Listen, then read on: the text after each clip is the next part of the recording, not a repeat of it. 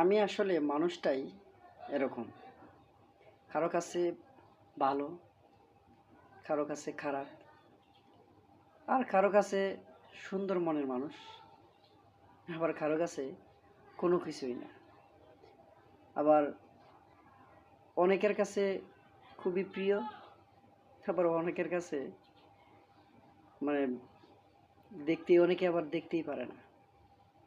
এরকম আসলে মানুষ নিজেরটা নিয়ে কখনো ভাবে না যে আমার নিজের মধ্যে কি আছে, আমি নিজে কি, ওই জিনিসটা নিয়ে মানুষে কখনো ভাবে না।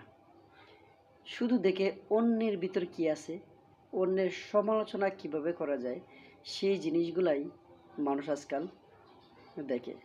অথচ আপনি কি করছেন কি না করছেন, আপনি আপনার জন্য কি করছেন, সেই জিনিসটা হচ্ছে আমাদের দেখা উচিত। আমি যদি আল্লাহর কাছে প্রিয় হই, তাহলে ওই মানুষটা হচ্ছে সবচেয়ে ভালো। আপনি যদি আল্লাহর কাছে প্রিয় হন, আপনি আল্লাহর কাছে আপনি মানুষ হিসেবে সবচেয়ে ভালো মানুষ। কারণ যে মানুষটা আল্লাহর কাছে প্রিয় হতে পারে না, সে মানুষটা কখনো মানুষের কাছেও ভালো হতে পারে না। এজন্য সবার সমালোচনা না করে সবাইকে, সকল মানুষকে ভালোবাসতে শিখুন।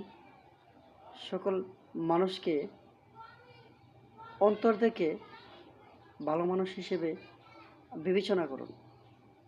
তাহলে দেখবেন নিজেরও মনের প্রশান্তি আসবে এবং অন্যেরও সমালোচনা থেকে আপনি বেঁচে যাবেন। কারণ সমালোচনা করা খুবই জঘন্যতম একটা কাজ। এই কাজ কখনো মুসলমানদের করা উচিত না।